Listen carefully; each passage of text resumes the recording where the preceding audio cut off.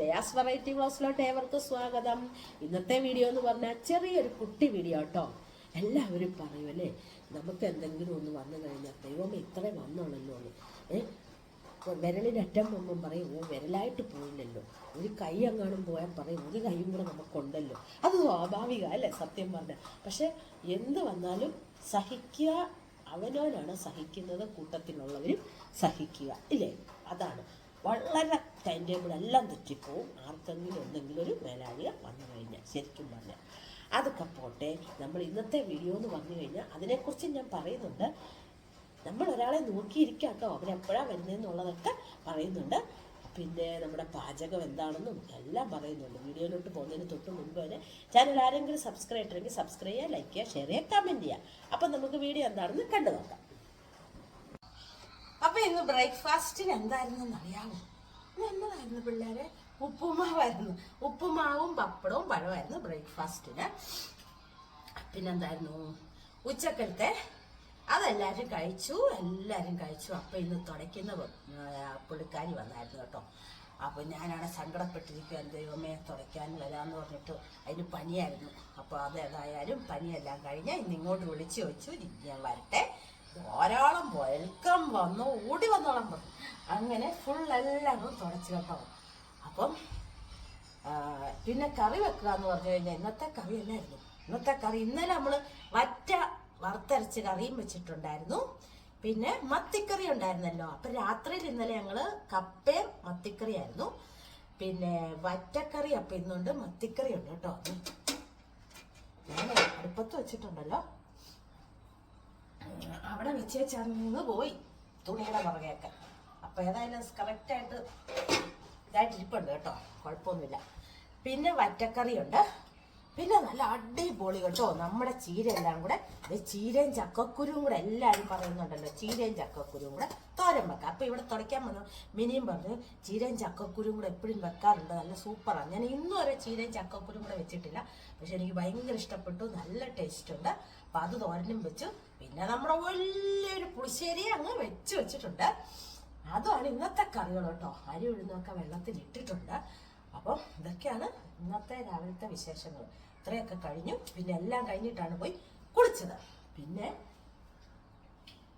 പിന്നെന്താണ് പിന്നെ ഇന്നലെ രണ്ട് ചേട്ടന്മാരും ചേട്ടനെ കാണാൻ വന്നിട്ടുണ്ടായിരുന്നു കേട്ടോ. അപ്പം ഞാനിത് കഴുകി രണ്ടാമത്തെ ചേച്ചിയുടെ ചേട്ടൻ മുന്തിരിങ്ങ ആപ്പിളും ഒക്കെ കൊണ്ടുവന്നു. മൂത്ത ചേച്ചി രവിച്ചേട്ടൻ കുറേ ബേക്കറി സാധനം എല്ലാം കൊണ്ടുവന്നു. അപ്പം അല്ല വർത്താനം പറയാൻ പറ്റുന്നില്ല, തിന്നിട്ട് ആക്രാന്തം. എന്താന്ന് വെച്ചാൽ ജലദോഷവും എല്ലായിരുന്നു, ആവിയെല്ലാം അടിച്ചു, കുഴപ്പമില്ല. അപ്പം ഞങ്ങൾ രണ്ടും വന്നു പോയപ്പോൾ തന്നെ ഭയങ്കര സന്തോഷമല്ലേ നമുക്ക്. ചേട്ടനെ ഭയങ്കര സന്തോഷമായിരുന്നു. അവരോട് ഞങ്ങൾ വരണ്ട, ഇപ്പം വരണ്ടല്ലോ, എന്തിനാ ഓടി വരുന്നതെന്നൊക്കെ ചോദിച്ചിട്ട് ഇതൊന്നും അറിയേണ്ട കാര്യമില്ല, ഞങ്ങൾ വരും എന്ന് പറഞ്ഞു. ഓ ശരി, അങ്ങനെ ആയിക്കോട്ടെ, പോരേന്ന് പറഞ്ഞു. നമ്മുടെ ഏട്ടന്മാരോട് നമുക്കെല്ലാം പറയാൻ പറ്റും, സ്നേഹം കൊണ്ട് വരുന്നല്ലേ. അങ്ങനെ വന്ന് കണ്ടുപോയി. അപ്പം നമ്മൾ വിരുന്നിന് വിളിക്കണ്ടേ നമ്മുടെ കിച്ചുക്കുട്ടനെ ശില്പയും കൂടെ. അപ്പം നമ്മൾ വിരുന്നിന് വിളിച്ചേക്കണം, അതിനുള്ള കാത്തിരിപ്പാട്ടോ. അപ്പൊ അത് നമ്മുടെ എപ്പോഴാന്നുള്ളത് പറയാം. വിരുന്നിനെ വിളിച്ചിട്ടുണ്ട്. അപ്പം അതിന്റെ തയ്യാറെടുപ്പും കാത്തിരിപ്പുമാണ് ഞാൻ ഇന്ന് ശരിക്കും പറഞ്ഞ കേട്ടോ. അതായത് നോക്കി ഇങ്ങനെ ഇരിക്കുക, വരുന്നുണ്ടോ നോക്കിയിരിക്കുക, വരുമെന്ന് പറഞ്ഞു.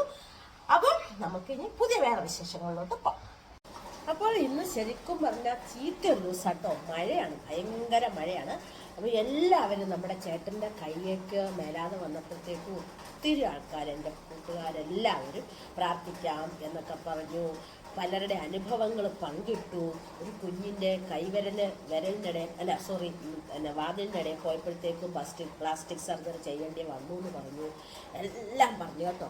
അപ്പം നമുക്ക് ഭയങ്കര സന്തോഷമല്ലേ, ഓരോ കാര്യങ്ങൾ നമ്മളോടെല്ലാം പ്രാർത്ഥിക്കാം അങ്ങനെയൊക്കെ പറയുമ്പോഴത്തേക്കും സത്യം പറഞ്ഞാലല്ലേ.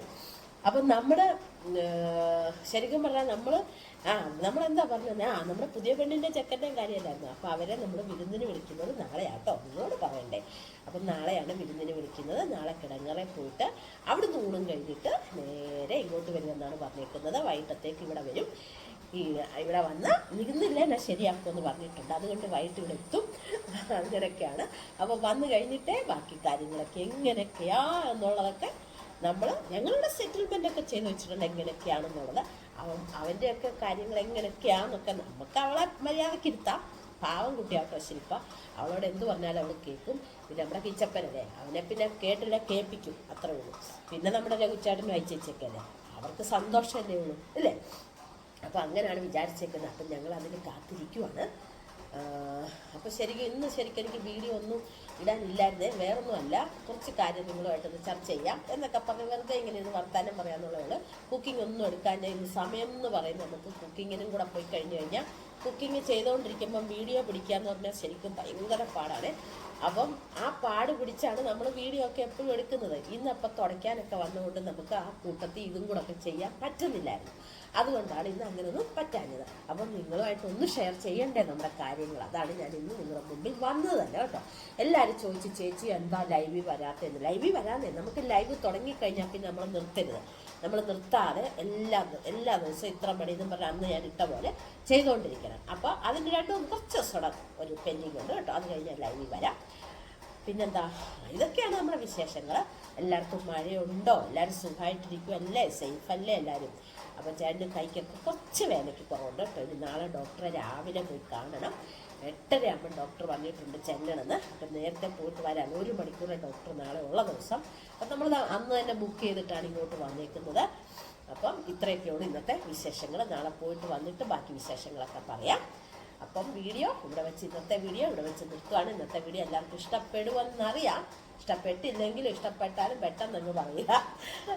ലൈക്ക് ചെയ്യുക, ഷെയർ ചെയ്യുക, കമൻറ്റ് ചെയ്യുക, സബ്സ്ക്രൈബ് ചെയ്യുക. എല്ലാവരും നമ്മുടെ ചാനലിനെ സപ്പോർട്ട് ചെയ്യുക കേട്ടോ. അപ്പം എല്ലാവരും പിന്നൊരു കാര്യമുണ്ട്. എല്ലാവരും പറയും ഇത്രയല്ലേ വന്നു. അത് മനുഷ്യരുടെ ഒരു കാര്യം അല്ലേ. ശരിക്കും നമ്മുടെ ഒരു കൈ മൊത്തം പോവുകയാണെങ്കിൽ നമ്മൾ പറയും ഒരു കൈയല്ലേ പോയുള്ളൂ, ഒരു കൈയും കൂടെ ഉണ്ടല്ലോ. അത് സ്വാഭാവിക. പക്ഷെ വന്നുള്ളൂ എന്ന് പറയുമ്പോഴും നമ്മൾ ശരി ഓർക്കും, വിരലൊന്നും മൊത്തമായിട്ട് പോയില്ലല്ലോ.